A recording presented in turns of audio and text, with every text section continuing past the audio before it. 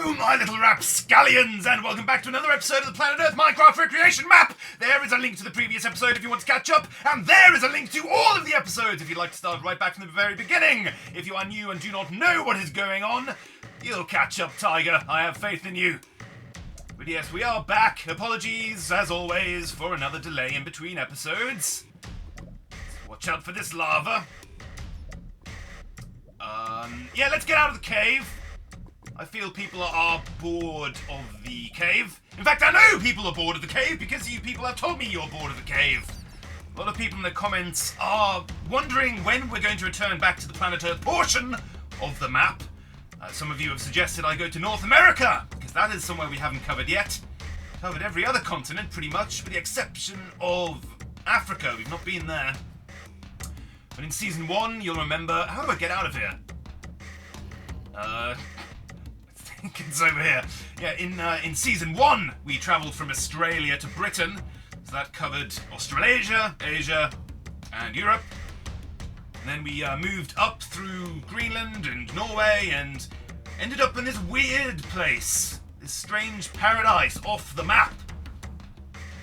I've been having fun trying to advance my way through the game to get to the end and kill the Nether Dragon. The Ender Dragon. It's not been going well. Haven't found any diamonds down here. But we will discuss what to do later on. Firstly, just a quick channel recap, I guess, and letting you know what's going on with me. Not to be self-indulgent, just because I feel it's important for you to know why there has been delays and what we've got coming up on this channel. You know, Minecraft and things outside of it. So, where to start? I guess what I'll do is A, collect some iron, B, give you an overview of all the grand things I've got planned on the channel over the coming weeks, and then after that we'll dive straight into the myriad of splendid questions you guys have all been leaving in the comments. There's some really good ones, and I want to plough through the backlog. So, firstly, what you need to know is the next episode of this little Minecraft soiree we've been embarking upon will be the last of the season. I know we've been... The delay in between episodes has been getting greater and greater, so I just want to bring this to a natural close so I can focus on the other things I keep on taking up all the time, rather than you guys not knowing what's going on. So that'll happen, but don't fret, we're going to make it a good one after I... kill the skeleton. Bastard. It's going to be a good one, the last episode of this season, because it's going to be live streamed. Everything I've been doing so far, figuring out with the live show with Gameplay Jenny and stuff, has been an exercise in trying to figure out how to stream to YouTube, much as people do with Twitch. I finally nailed that last weekend, so that is what we're going to do. Right, I need to go up there. Bit worried about that creeper. Okay, let's get onto the stairwell. I think he's stuck on that ledge. Oh! Spoke too soon. He is not stuck. He is not stuck! Is he following? No, he's trapped down there. Oh, or are you? It appears he's got a friend in that Zomble who is also going to try and figure out the complexities of a block staircase. Have they figured it out, chaps? Hello? No, I'm not going to stick around to find out.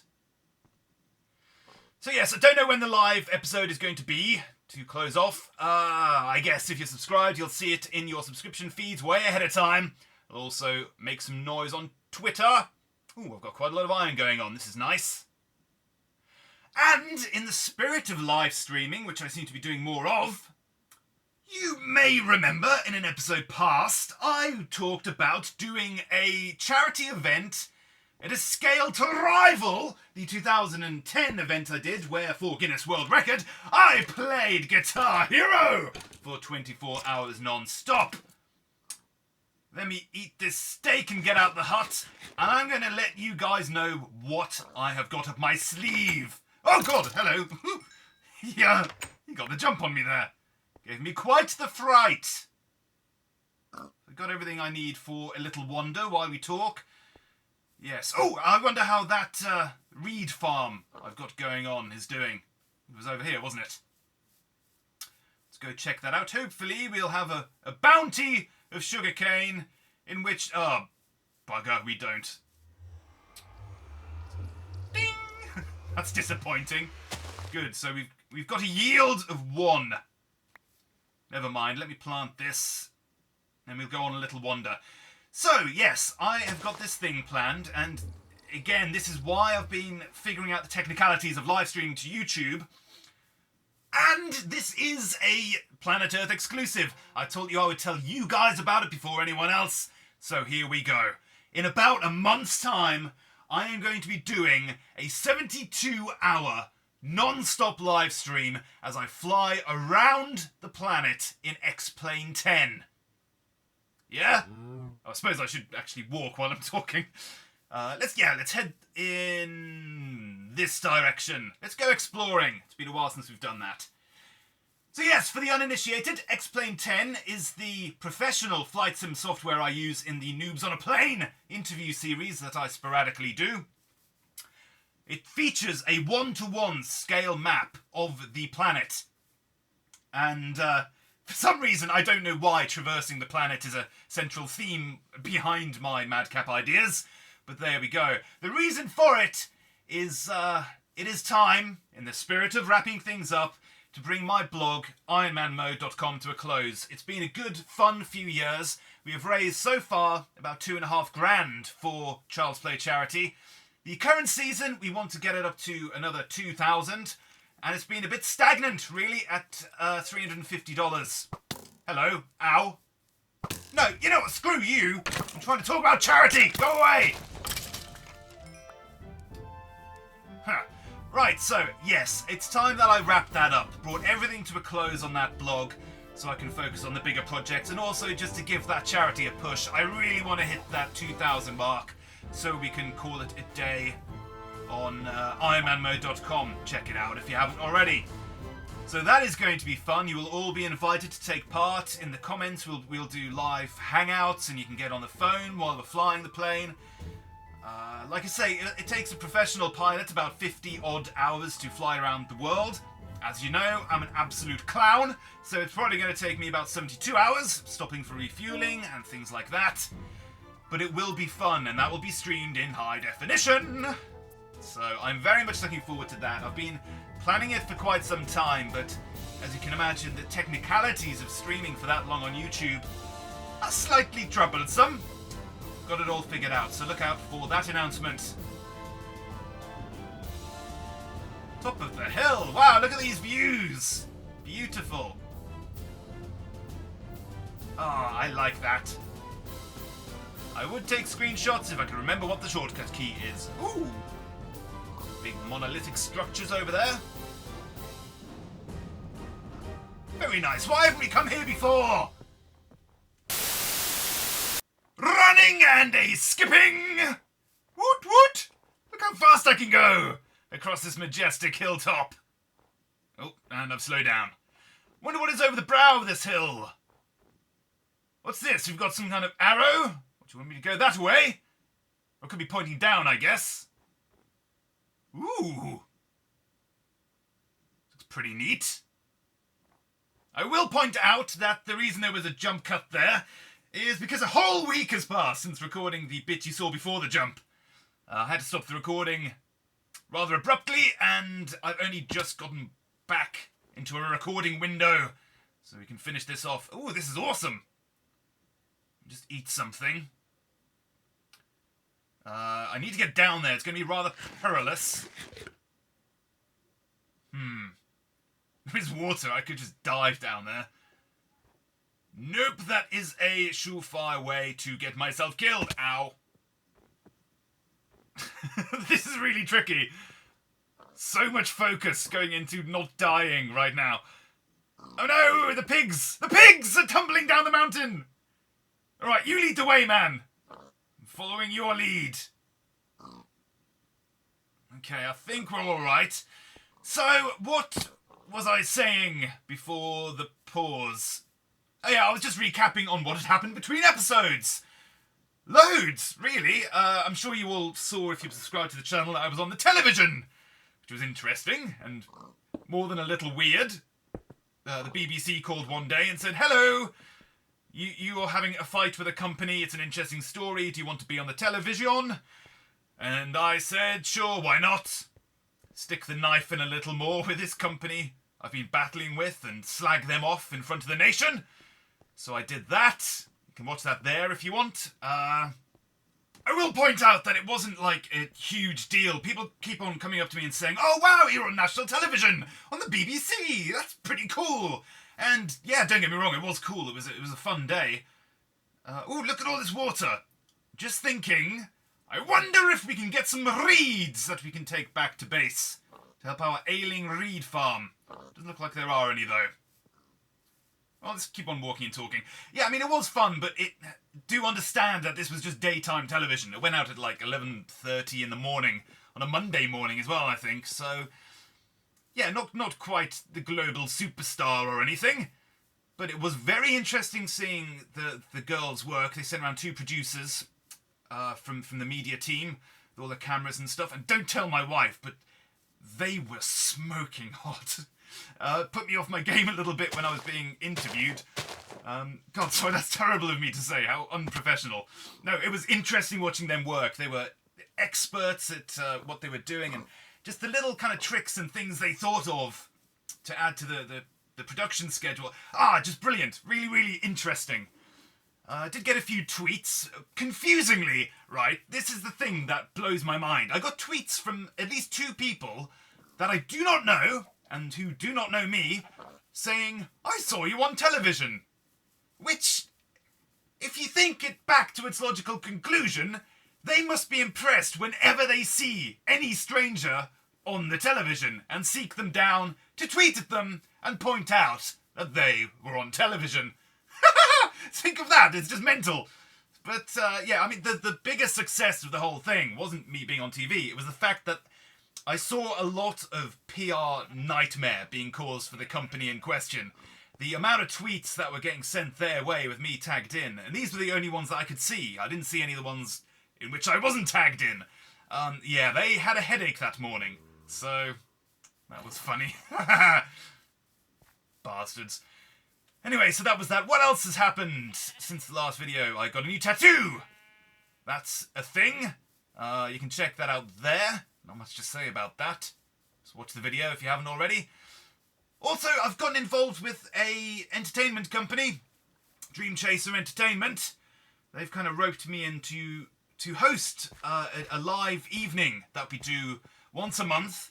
It's called Platform to Perform. It takes place in Shoot Pool in Aylesbury, if you happen to be in the local area.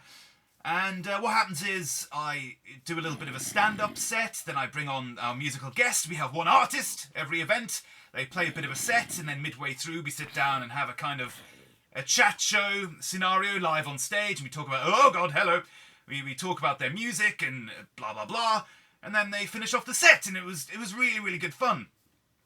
The first one happened on Saturday, so this has happened literally in the jump between these 2 recording sessions. And I'm not going to lie, I was very, very nervous. Oh, look at this, forest as far as the eye can see. Yeah, I was very nervous, mainly because I never usually get stage fright, but it's been a long time since I've done stand-up comedy. It was brand new material I'd never tested before. A lot of friends and family were there in the audience. And also there wasn't much of an audience, there was only about 30 people. It's difficult to do stand-up comedy to a small crowd. What you need is a big crowd so that the laughter is a bit infectious and people start making each other laugh, kind of thing. If you're in a small silent room, doesn't translate massively well. But it went okay. I was kind of happy with it. I fluffed a couple of bits. I forgot. There was one punchline I was supposed to throw in that was to tie a whole bit together, and I forgot to do it. I raced on to the next part and left the other bit hanging, but yeah, no, it was okay. Wow, look at all these flowers. Oh, I'm drowning. Oh, look at this. This is beautiful.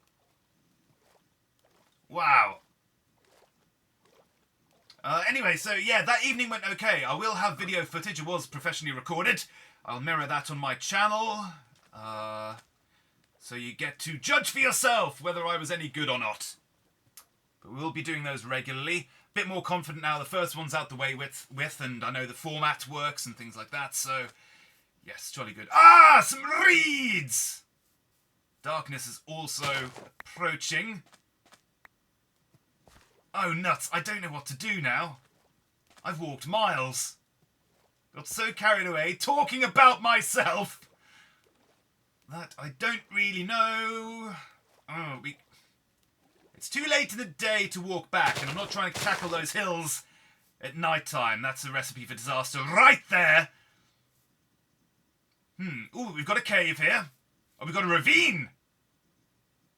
Jolly good. This is promising. I could camp in there, I guess.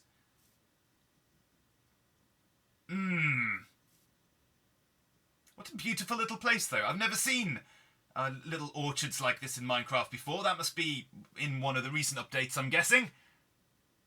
What to do? Ravine or stay outside? I guess I should really stop dilly-dallying and make a decision sooner rather than later, given that the moon is already in the sky. I am a little hungry, though. IRL, that is. So, actually, what I think I'm going to do, I'm going to pause here, go off, have a cup of coffee, have a delicious bacon sandwich. Swine flesh. Then I'm going to make my decision, then we'll come back, and we'll finally get to some of your questions. Let's make this an extra long episode. Do join me in a moment.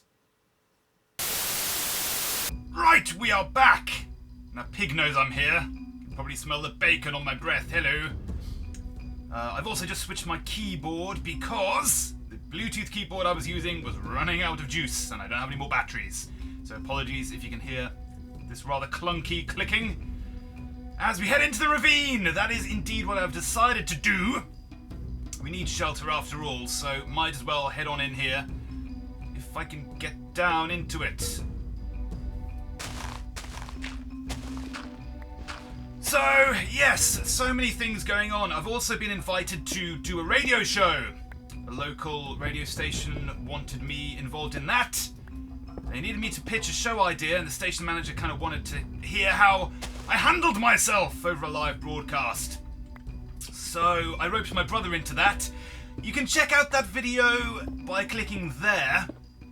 I hate begging people to go watch things, but please, please, please, even if you don't actually listen to it, just click on it, because the more viewer numbers or listener numbers, I guess, we can get on that, the better chances I've got of someone putting me on air. Think of that for an idea. Me being let loose on live radio. So that is that. So yeah, lots of things coming up. I've got the stand-up comedy video going live. I've got the radios thing. I was on TV. There's the live Minecraft episode that we're going to do next. Then the live Noobs on a Plane super long marathon charity live stream. And then I will be taking a break from YouTube to work on this film that I've mentioned. Really looking forward to showing you guys the trailer.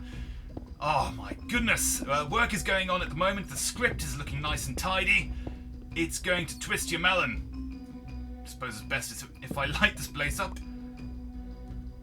And we can hear lava. This bothers me.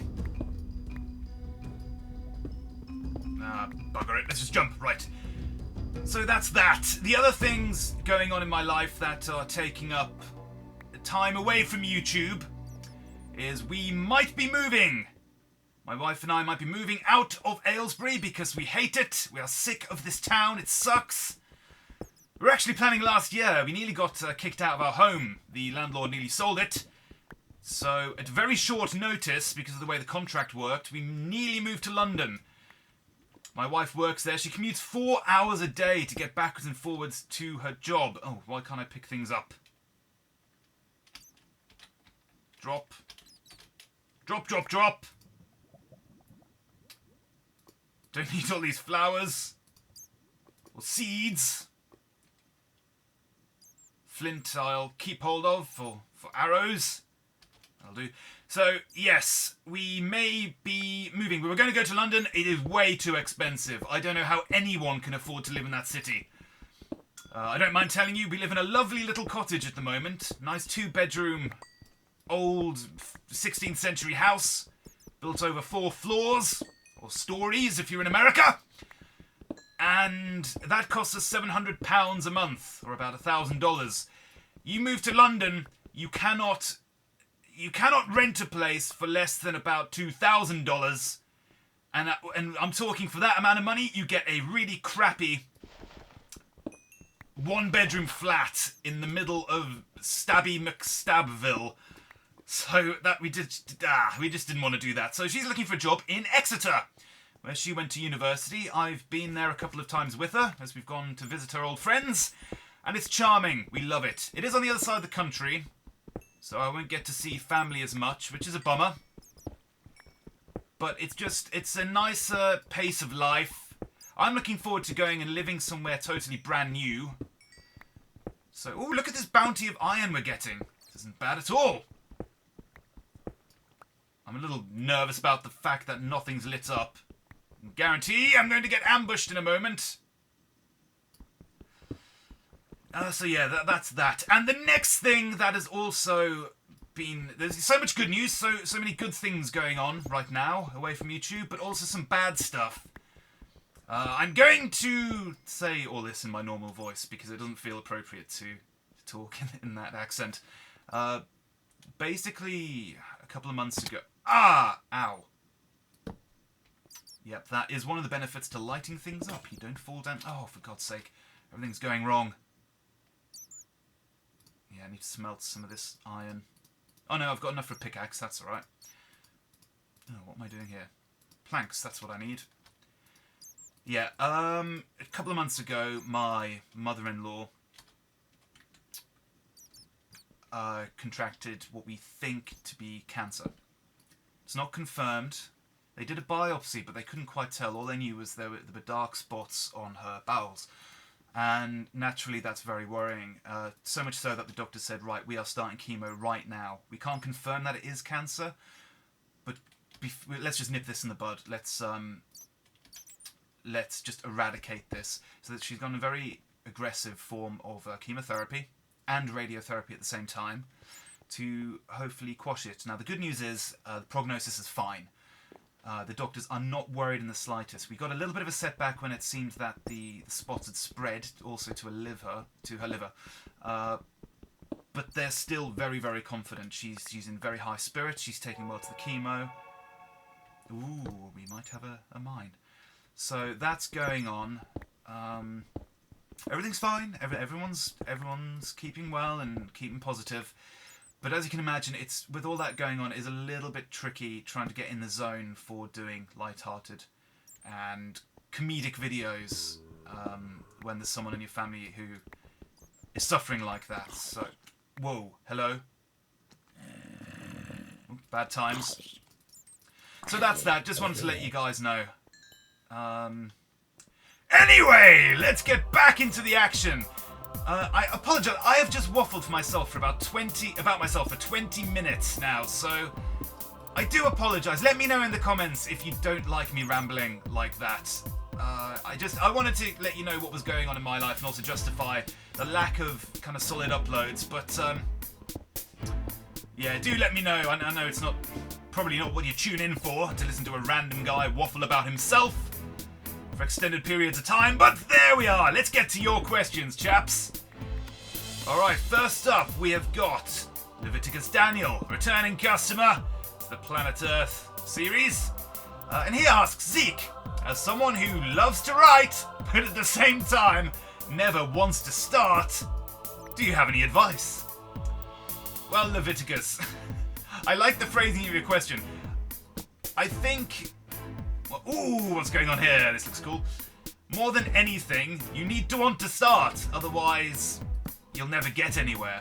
And if you don't want to start, then perhaps writing kinda isn't right for you, I guess. A lot of people treat writing like some mystical thing. It's not, it's just a job. You know, I think about myself being a professional writer is no more exciting or mystical as plumbing.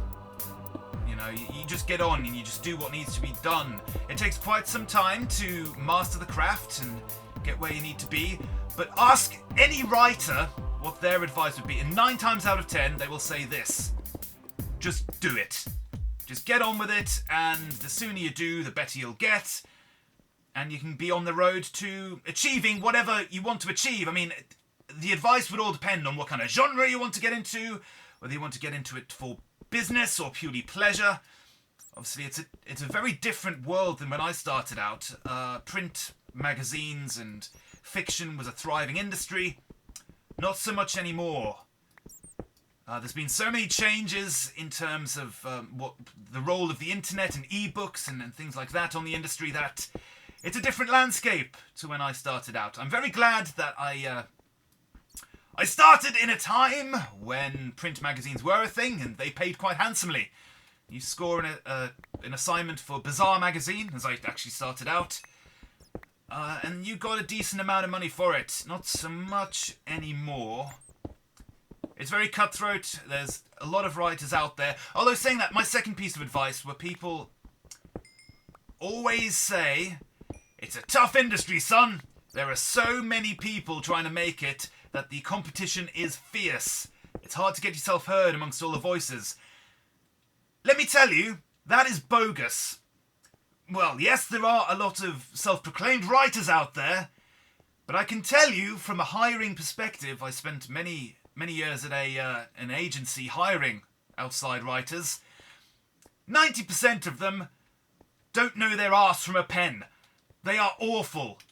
You are already, I can guarantee, Leviticus, a better writer than 90% of the competition out there. And I think that's just a symptom of everyone's got the internet nowadays. Everyone thinks they're a writer, but very few people have actually got the goods. So don't fret about the competition. You just worry about your own course. And there is no, predetermined career path or anything. Just go for it. You'll be fine. So that's that. Hope that helps. Feel free as well if you want to one-on-one message me on Google Plus or whatever. And tell me a little bit more about what you're looking to achieve, then perhaps I can help. But like I say, one person's path is not the same as another. Same with any creative profession, I guess. But yes, if I can help out in any way, do have a one-on-one with me. I'd be happy to help anyone that watches my videos. I consider you all as pals. So, there we go.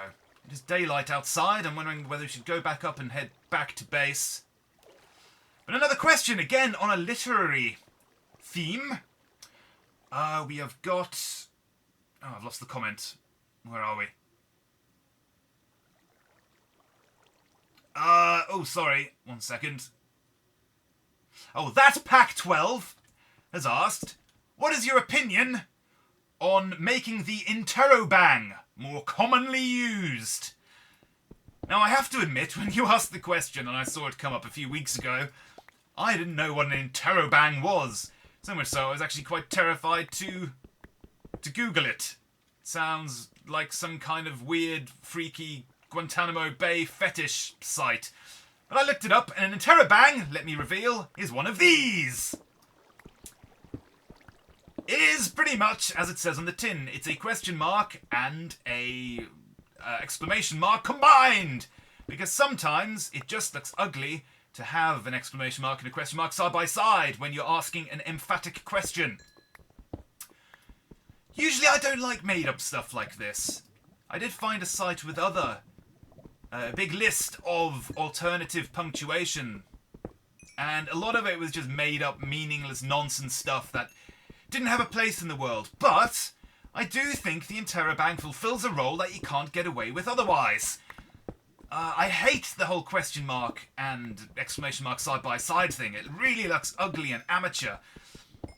But it's got its place in the world, so yep, I am all for that. Excellent question, man. Thank you. Right, let's get out of here. We have yielded as much goods as we can from this thing. God, I don't know if I can remember the way back. It has been a week since I set off. Do I have a map? Oh, I don't even have a map. Wouldn't be much good to me anyway, I don't think. Well, let's head this way, and if I see those gigantic rolling hills, I'll know what's going on. How are we doing for food? Yeah, doing okay. Got 6 beef. That should be enough. Let's get rid of that. Get rid of the gunpowder. Need to keep an eye on the old iron armour. That's about to conk out on me. Don't need all of this cobble. Let us proceed. Oh, my goodness, what were you two up to? Haha, I caught you in the act. More questions. Davin Yun has said we should come up with a Zeke Iden fanbase name. God, no. I guess that the priority... It's your prerogative if you want to do that, but... I'm not One Direction. I don't really need a fanbase name. I've only got like 700 subscribers as well, so I don't think fanbase is even a warranted term. But go nuts. If you guys want to suggest fanbase names, go for it. And I guess the other commenters and watchers can thumbs up your comment if they think it's a good one, I suppose. And maybe we can settle on one for next time. Ben Kwai replied to my previous question. He asked, which member of Monty Python, dead or alive, would I sleep with, if given the option? And I named everyone but Graham Chapman. As he pointed out this time round, he would of course sleep with Graham Chapman, being the only official gay in Monty Python. Is that a title? The official gay of the group? If you're going to go all the way, it might as well be with someone who knows all the ins and outs. That is true enough. I can't believe I didn't hit on Graham Chapman.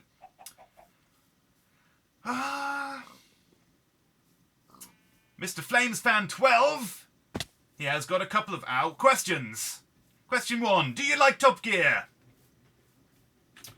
Let's run, get through this forest quicker. I don't like the shaded forests.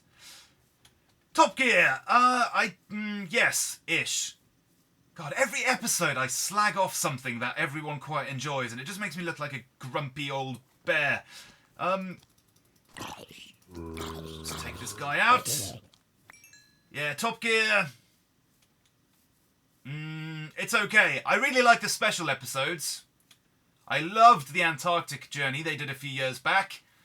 Also, they did a one where they in South America and they went to extremely high altitudes. So yeah, I like it from a travel perspective. I love travel documentaries. Michael Palin, going back to Monty Python. Love his stuff. At one time, I wanted to be a travel writer, going back to literary themes. That's difficult. That's not an industry I would recommend getting into. Aha, this looks promising. Ooh, and we got some reeds. But on the whole, I'm not a big car person. I can't actually drive, I'm embarrassed to admit, at the ripe old age of 30. I don't assume I ever will. I'm also not a massive fan of Jeremy Clarkson. He gets on my nerves. So, there we go. It's okay. I'll sit and watch it, but I wouldn't lick its Wikipedia page or anything. Second question, are you a fan of Lord of the Rings? We did cover this in a previous episode, a couple of episodes ago, I think. Yes, I loved Lord of the Rings. I thought it was the best thing since sliced bread. I've done more than a couple nights where you get some friends around with some ale and you watch through all of the extended editions in one go. That's always a fun thing to do. The Hobbit, not so much. I think I mentioned that last time. I hated the first Hobbit movie.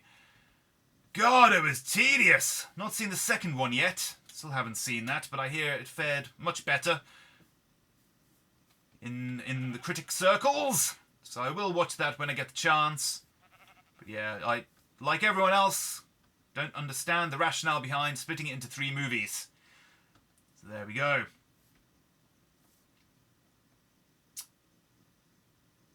Wabbit! Wabbit always has something interesting to say. And he's got a good one today. I'm going to kill more of these pigs. Too many pigs on this side of the map. Need to sort out the distribution. God, look at them all. Yeah, Wabbit asks, do you have any ghost stories or weird happenings?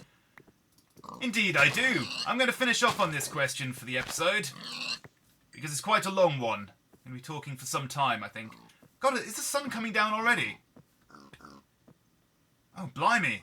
That felt like a very short day.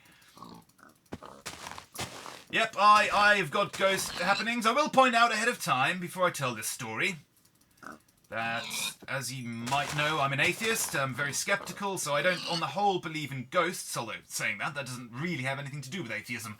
But, yeah, I don't believe in ghosts as such. I think that you can...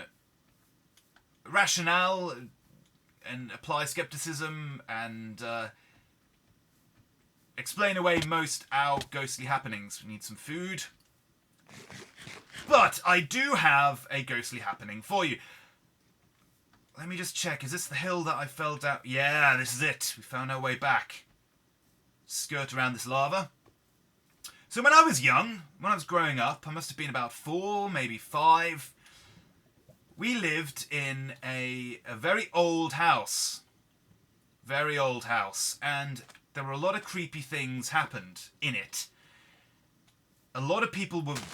We never had many guests because many people felt uneasy in the house. There were a lot of... It was just bad vibes, man. Very bad vibes. And my parents used to hear a woman singing to me as a child. If I was in the house, if I was upstairs playing, every now and then they would just hear a woman's voice singing to me in a kind of soothing way. Obviously, that kind of thing is a bit terrifying. We didn't have neighbours. I'll point this out ahead of time. It was a fully detached house in the middle of nowhere. My parents would both be downstairs and they would just hear this random goings-on. They'd hear a woman walking around, talking to herself. Very, very creepy. One day... Oh, God, creeper. One day, I was walking our dog. We had a dog called Whiskey, which is a red setter. Me and my father across the field opposite the house. And he pointed up at the window, upstairs window, and he said to me, "Oh, look, there's your mother. Wave to your mother, Zeke." So I did, and my mum waved back. And we got into the house. Oh, no, sorry, she didn't wave back. That was the thing. And we got back into the house. And my mum was downstairs cleaning.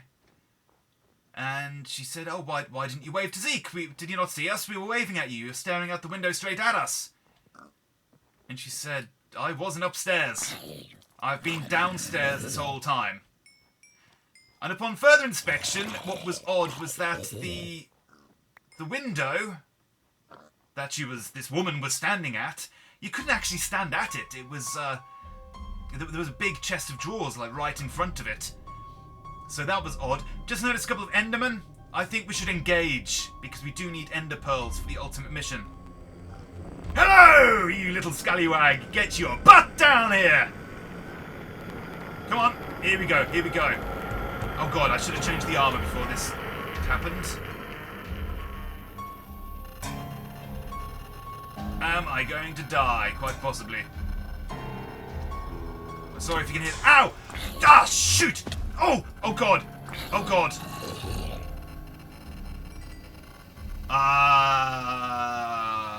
I'm not liking this. Not liking this at all. I can hear you. Where are you? There you are. I'm gonna get a headshot on you. The sword isn't doing brilliant for health. Ooh. Power right in the kisser! Back over here. So I will carry on telling the story as soon as I've dispatched this scoundrel. Ah.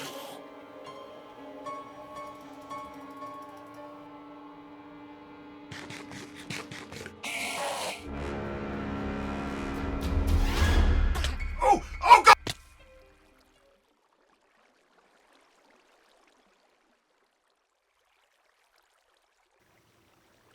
Ah! 34 levels of experience! The first death in this series. Oh, we need to get back over there, Toot Sweet.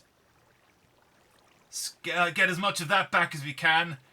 Oh God, I knew that was a bad idea. Oh, what was I thinking? Do I have any... God, I've hardly got anything. I'm just going to make a run for it. No food, nothing. Yeah, I'm going to have to make a run for it and try and get that stuff back. I don't think it was too far away. Oh no, it was it? Oh, and it's raining. Brilliant.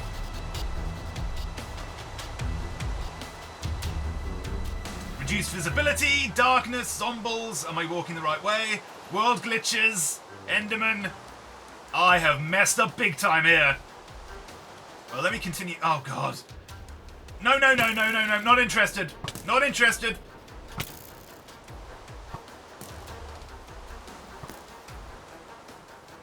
Oh, bad times.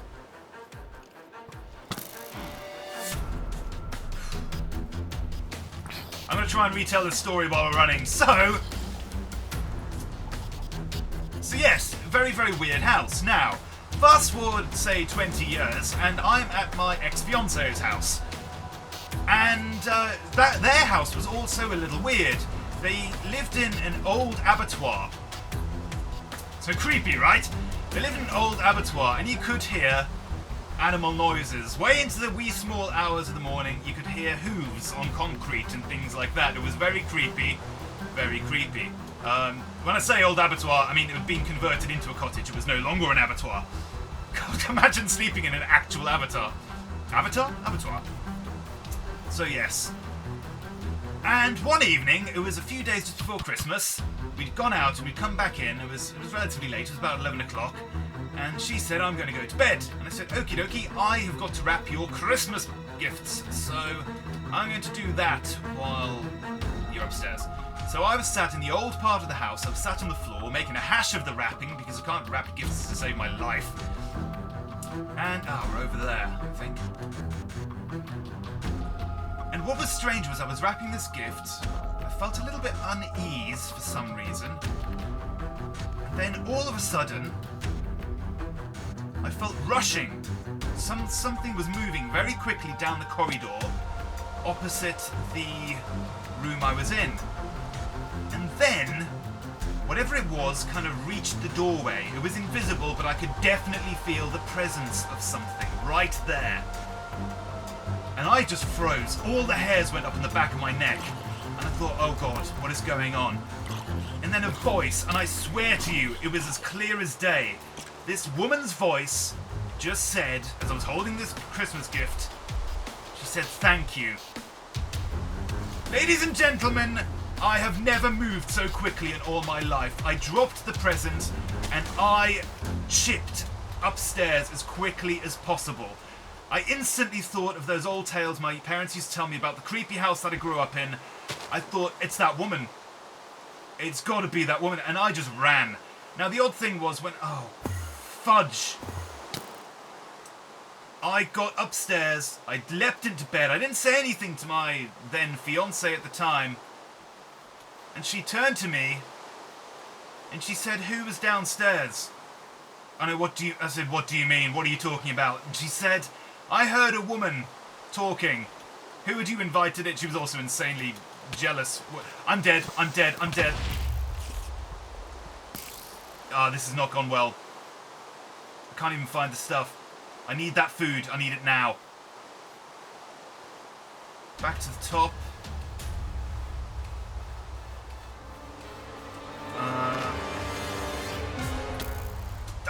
Jesus. Come on, right, let's do this. So yes, that was weird. She thought I'd let someone in and I was having a conversation. She could hear a woman talking downstairs. So that's my creepy story. But the final twist to the tale, let's get some pork before we do this adventure again. Final twist to the tale is that I spoke to my mum about this. I said, hey, the weirdest thing happened the other night. And she said, that is odd. Anything strange about the house that you were in? And I said, yeah, it used to be an old abattoir, so, Creepsville. And she said, that's strange, because so was our old house. How weird is that?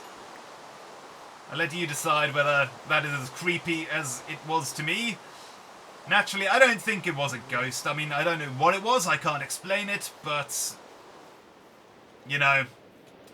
strange things afoot in hidden households. So, yeah.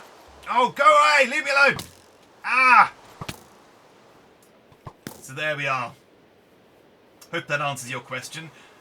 Return question to you guys in the comments. Anything weird happened to you? Got any good ghost tales? I do love a good ghost story. When I was growing up, I was obsessed about reading ghost stories. If you want a good one, read the ghost story about, I think it's 50 Berkeley Square, Berkeley perhaps, in London. That is a bit hair-raising. Good tale. Yeah, share your own in the comments below. I think that's it. We're all caught up on questions. Have had folks ask when I'm going to go back to North America. Don't know. I'll leave it up to you to decide what we do next. I think our time in this little part of the map is certainly over for now. But what we do next, I don't know. I would like to finish the game. That is still the grand objective, but I also want it to be interesting to watch, so we'll do whatever you fancy. Mark Kleinster, I know he keeps mentioning get a horse and take it to the Nether. Could certainly do that. We've got that. We do have that Nether portal over there. I don't really want to abandon that. Where was I when I was fighting that thing?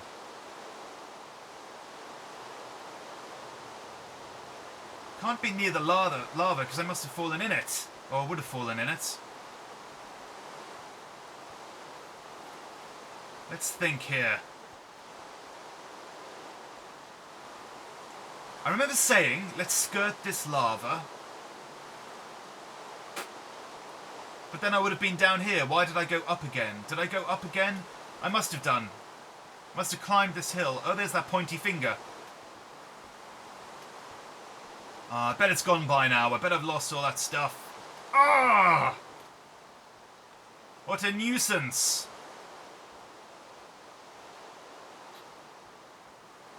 It's tricky getting up hills when you don't have any tools. That's one thing I'll say.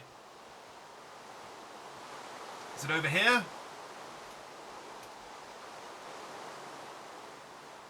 I was on soft land, wasn't I? It wasn't like a big granite cliff, I don't think. I could pause, look back at the video footage, see if I can figure it out. That would be cheating. Ah!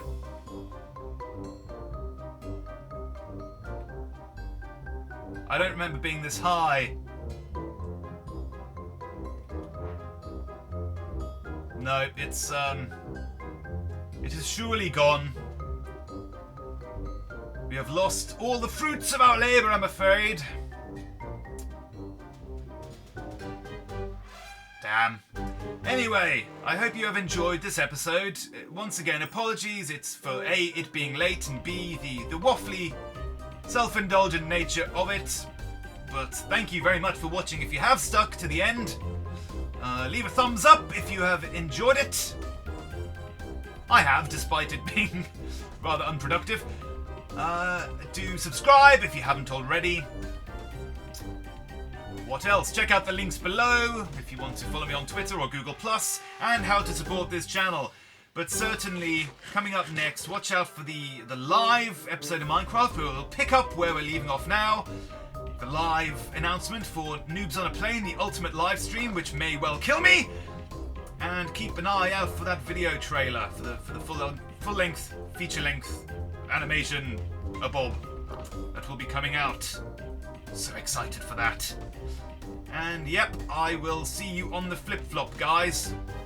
Thank you so much.